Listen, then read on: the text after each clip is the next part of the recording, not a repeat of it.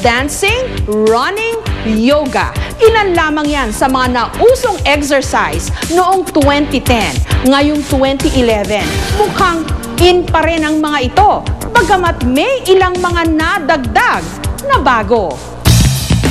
Hindi ba parang nakakaloko na tuwing Pasko, panay ang ating kain?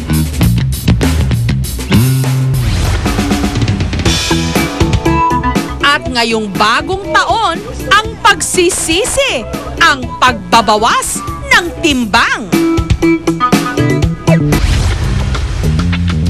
Kagaya na lang ng mga magkakaopisinang sina Cheryl, Luz, Ason, Janet, Effie at Annie.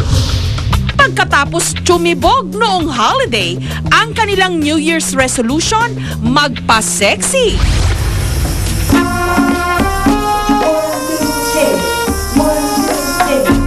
At kakaiba ang naisipan nilang estilo ng pagpapapayat. Bollywood dancing ala Slumdog Millionaire. Ang mga galaw ng sayaw na ito, pinaghalong belly dancing, hip-hop,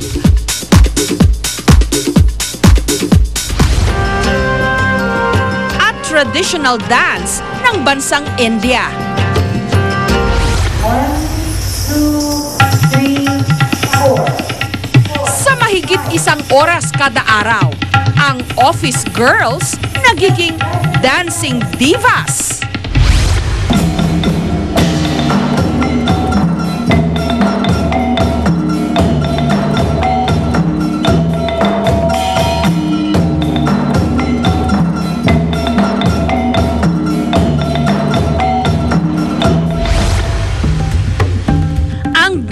Guro na si Marlette.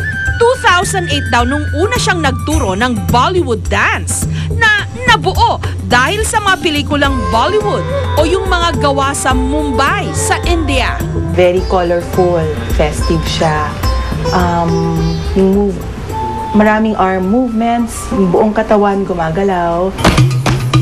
Sa presyong mula 1,000 piso kada session, bawat grupo, 400 to 500 calories daw ang pwedeng tunawin ng Bollywood dance.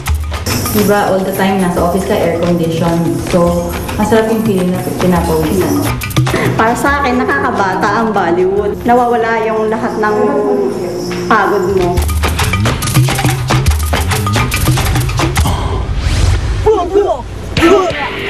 Pero meron din namang mga ibang ehersisyo na hindi po pwede ang mga lelembot-lembot. Sa isang gym sa Pasig, inabutan naming dibdiban ang paghanda ng grupong Pinoy Trick Styles na pinamumunuan ni Jerome, stuntman at Southeast Asian Games medalist. Ang combat mission daw nila, magpaganda ng katawan sa pamamagitan ng martial arts tricks o kilala rin bilang tricking. Isang extreme exercise ang tricking. Pinaghalo-halong tricks o galaw ng iba't ibang klase ng martial arts. Katulad ng taekwondo, butterfly twist ng wushu, at double leg ng capoeira. Sa ibang martial arts po, more on concentrated sa self-defense, fighting. So sa martial arts tricks naman po, more on to entertain and perform. Ang Filipino-American na si Ernie Reyes Sr. ng grupong West Coast Demo Team ang sinasabing nagpasimuno raw ng tricking sa buong mundo.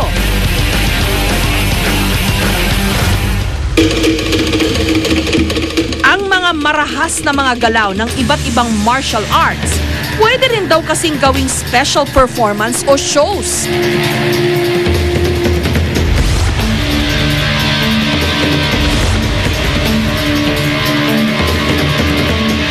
It's more on breaking limits and being more than what you can do.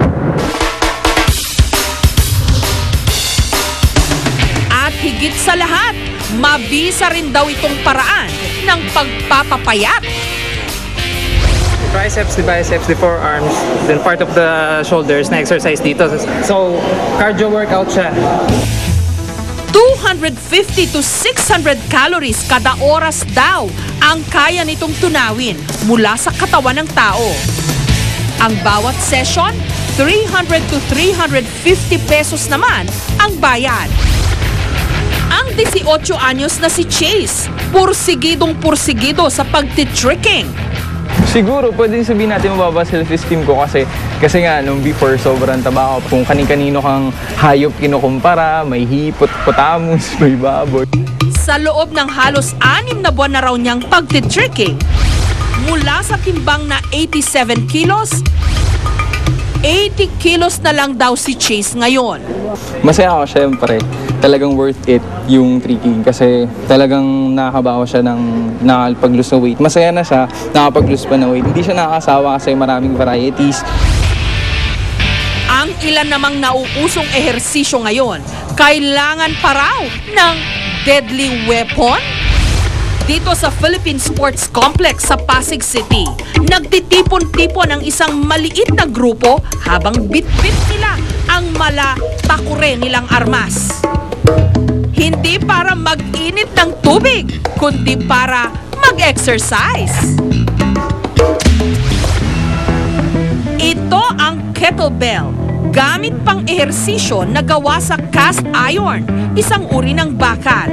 May bigat itong mula 4 kilograms hanggang 60 kilograms. It mainly strengthens the posterior chain. The posterior chain is like how you call all the back muscles of the body. All the muscles that you don't see actually are being targeted with a kettlebell. Let's go. Ipinakita sa amin ni Nico, presidente ng Philippine Kettle Club.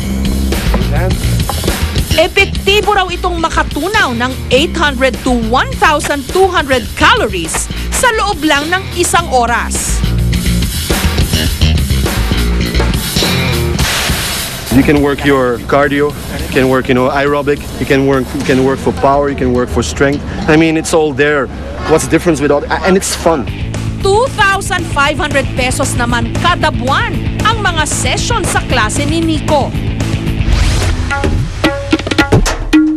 Pero bago kayo sumubok ng kung ano-anong ehersisyong nangangakong magdadala sa inyo sa tamang timba, mabuting kumonsulta muna sa doktor.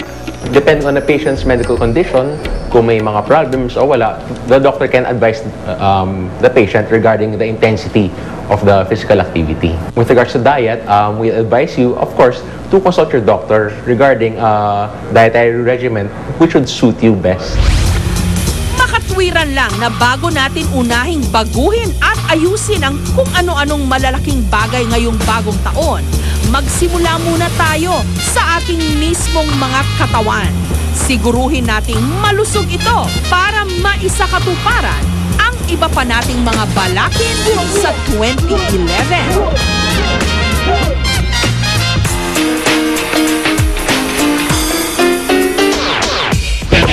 Susunod, nang dahil sa kanila may panibagong interes sa football, ang Pinoy Azkals. Go Azkals!